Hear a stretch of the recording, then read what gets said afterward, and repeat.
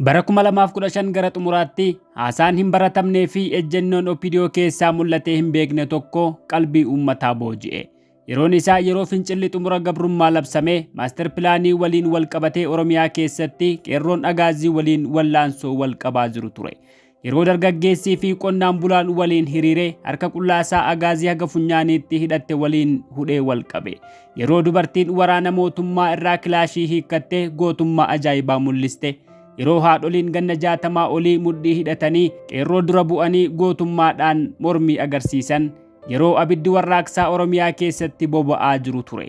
Mootummaan federaalaa maaster pilaanii hojiirra oolchuuf kakatee humni kamillee kaayyoo isaa kana dhorkuu akka hin dandeenye dhaadatee uummata waliin xiiqii wal qabatee ture.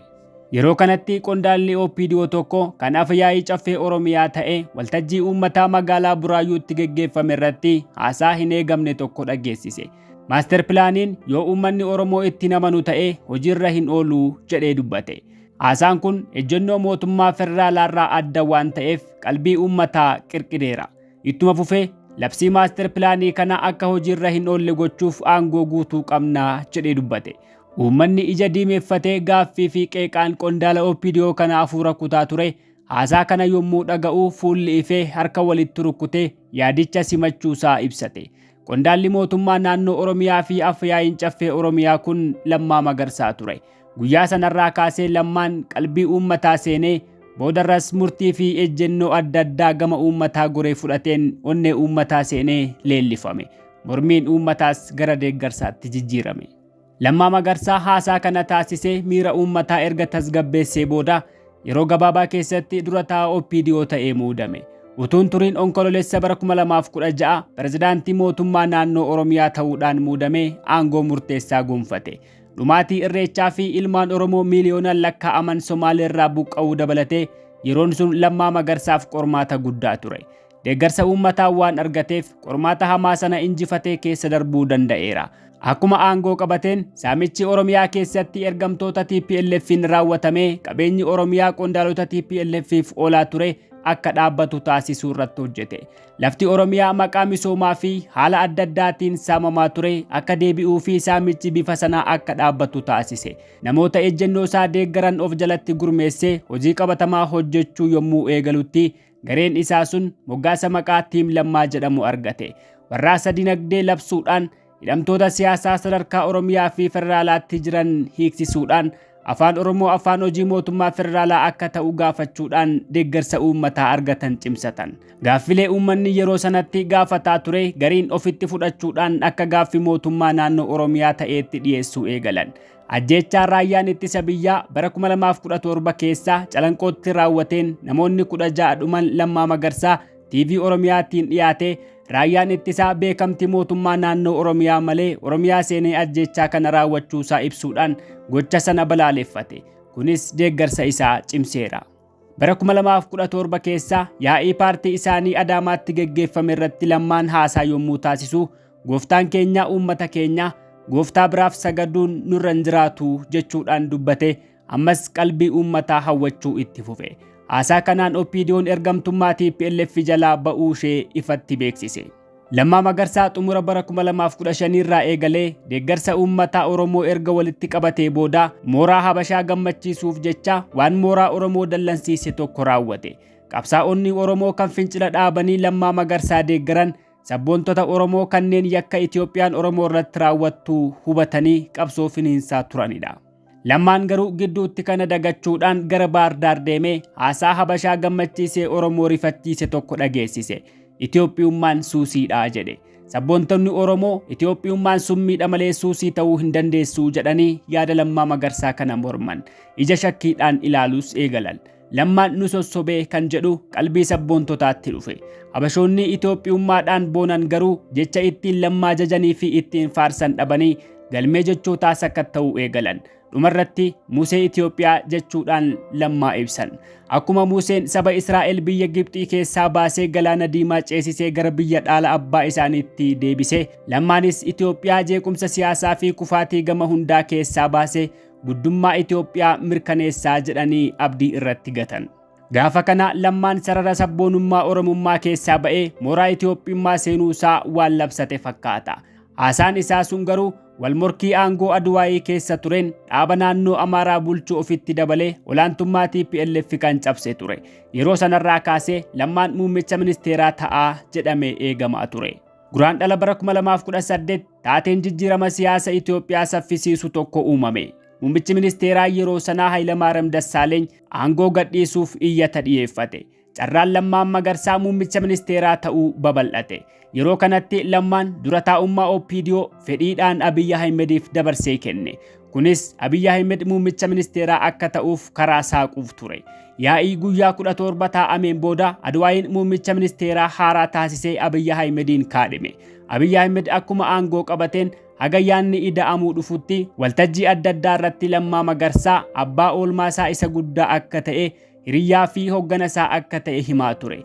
Wabii nageenya koo fi hoggana koo jedhee Lammaa Magarsaa yommuu ibsu haasaa muummicha ministeeraa irraa yeroo adda addaatti dhaga'amaa turedha.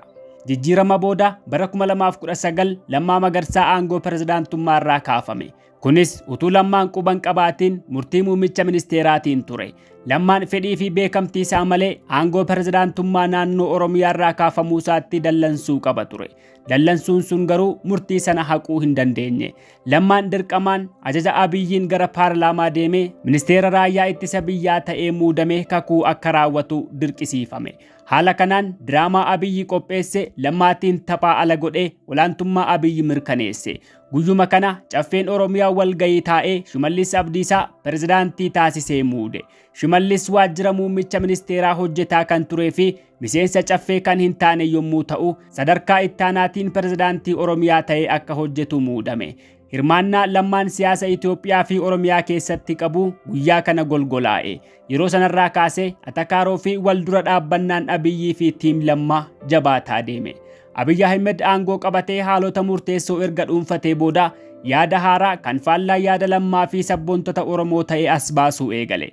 Paartilee Aduwaayii afran walitti baqsuuf yaada dhiyeesse. Yaada dhiyeessuu qofa osoo hin taane yaadicha mormuun akka hin danda'amne ejjennoo qabachuudhaan dirqamaan fudhachiisuu irratti xiyyeeffate. Lammaan yaada kana dura dhaabbachuu itti fufe. Gaaffii uummanni keenya lakkaa'ee nutti kenne lakkoofnee utuun deebisiin gara biraa ilaaluu hin dandeenyu kan jedhu ejjennoo Lammaa Magarsaa ture. Gaaffii kanas kan deebisu ODP akka ta'e ibse. Lammaan yaada ida'amuu jedhu ifatti mormee yaada kenne. Falaasama ida'amuu kan paartilee walitti baqsuu sana fudhachuu dura akka Oromootti walitti dhufamee yaada waloo qabatanii deemuun barbaachisaa akka ta'e Lammaan ejjennoo qabatee mormaa ture. Ida'amuun sun eenyu waliin akka ta'ee fi akkamitti ta'uu akka qabu irratti Lammaan mormii qaba ture. Abiyyi garuu yaada Lammaa fudhatama dhabsiisuu qofa osoo hin taane hojii ministeera raayyaa ittisaa kan fedhii isaa malee itti ramadame sanallee akka hin hojjenne waajjira akka hin seenne namni mana isaa akka hin seenne taasifamee mana keessatti hidhame. Maandisiin jijjiiramaa Lammaa Magarsaa hidhamaa dhaabbii ta'ee mana keessatti ugguramee baatiiwwan lakkoofsise. Abiyyi kan alaqaa koo wabii nageenyaa koo jedhee leellisaa ture manatti ugguree waardiyyaa itti ramadee hidhamaa taasise. Abbootiin gadaa fi jaarsoliin biyyaa waldhabdee Lammaa fi Abiyyi gidduutti uumame furuuf jaarsummaa deddeebi'anii ijibbaatan. Ilmaan abbaa gadaa jedhamanii kan leellifamanii fi ittiin of waaman duudhaa fi safuu uummataa cabsanii gorsaa fi jaarsummaa abbootii gadaa didanii atakaaroo hammeessan. Abiy yoo manaa baatee ni ajjeefamtaa jedhee Lammaa doorsise. Dippiloomaatonni gidduu seenanii Lammaan gara biyyaa alaa deemee hojii dhaabbata mootummoota gamtoomanii akka hojjetu haala mijeessanii dhimma siyaasa Itoophiyaa keessatti akka harka isaa hin seessifne akeekkachiifamee gara Xaaliyaanii imale. Ergasii hafuurri isaa hin dhaga'amne. Abiyyi garuu Lammaan to'annoo isaa jalaa ba'ee Xaaliyaanii jiraachuu isaatti quufa dhabee akka Lammaan gara biyyaatti deebifamuuf himannaa adda addaa irratti dhiyeessee gara biyyaatti deebisuu yaalullee hojjetaa dhaabbata mootummoota gamtoomanii ta'uu isaatiin Lammaan mirga addaa waan qabuuf dabarfamee kennamuu irraa baraarame. Ta'us garuu haalli nageenya isaa hordoffii tikoota Abiyyi jala akka jiru himama. Gama biraatiin Lammaan yeroo dhiyootii as maqaan isaa irra deddeebiidhaan yommuu ka'u mul'ata. Jijjiiramni siyaasaa ammas Itoophiyaa keessatti uumamuu akka malu haalonni agarsiisan ni jiru. Haala kanaan ammas Lammaan carraa inni siyaasa Itoophiyaa keessatti mul'achuuf qabu bal'achaa jiraachuutu eerama. Jawaar Mohammed kan dhiyeenya kana mootummaa Abiyyi mormuu eegalee fi Itoophiyaa Abiyyi irraa baraaruuf hojjetaa jiru Lammaa Magarsaa waliin qunnamtii qabaachuu dubbateera. Kunis Lammaan deebi'ee dhufuu malaa yaada jedhu kan jabeessudha. Lammaan bara mormii maaster pilaanii sana gara qabsoo Oromoo yommuu goretti Oromiyaa olaantummaa TPLF jalaa baasuu fi harka Oromootti galchuuf aangoo bulchiinsa Oromiyaa irratti qabsaa'ota Oromoo waliin kallattii qabsiisuuf walii galtee qabaachaa akka turan himama. Keessumaa Lammaa Magarsaa adda bilisummaa Oromoo waliin hariiroo qabaachaa akka ture kan himamu yommuu ta'u, yaada OPDO haaromsuudhaan aangoo Itoophiyaa dhuunfachuu Lammaan qabate irratti wal dhabdeen akka uumame himama. Bara 2011 addi bilisummaa Oromoo qeerroo bilisummaa Oromoo ijaaree erga caasaasaa Oromiyaa keessatti diriirsee booda bara 2012 Lammaa Magarsaatti addi bilisummaa Oromoo xalayaa barreessee gara qabsoo Oromoo akka inni goru itti dhaamuusaa namoonni keessa beekan ni himu. Ergasii kaasee haala adda addaatiin Lammaa fi addi bilisummaa Oromoo qunnamtii qabaachaa kan turan yommuu ta'u, jala bultii jijjiiramaa keessa Lammaa Magarsaa gara Itoophiyummaatti yommuu luucceffatu adda bilisummaa Oromoo waliin wal dhabuu akka eegale himama. Lammaan Itoophiyaa baraaruutti yommuu fuulleffatu addi bilisummaa Oromoo Itoophiyaa baraaruun akeekasaa waan hin taaneef ejjennoo siyaasaa kanarratti akka wal dhaban eerama. Lammaan Jawaar waliin hariiroo akka uummateen adda bilisummaa Oromoo waliin wal dhabuu eegale. Erga pirezidaantii ta'ee booda nama ergaa adda bilisummaa Oromoo isaan ga'aa turee fi qunnamtii iccitawaa waliin qaban hiisisee adda bilisummaa Oromoo ganuusaa ifatti beeksifate. Jijjiiramni uumamee ture sun Oromiyaa ijaaruurraa gara Itoophiyaa baraaruutti kan cillaaqfate Lammaa Magarsaa qabsoo bilisummaa Oromoo ganuu isaatiini. Ammas Lammaan duula Itoophiyaa baraaruu Jawaar qabatee jirutti makamee deebi'ee dhufuu akka malu tilmaamni dhiyaataa jira. Kan ammaaf qabanne kanuma. Nagaan.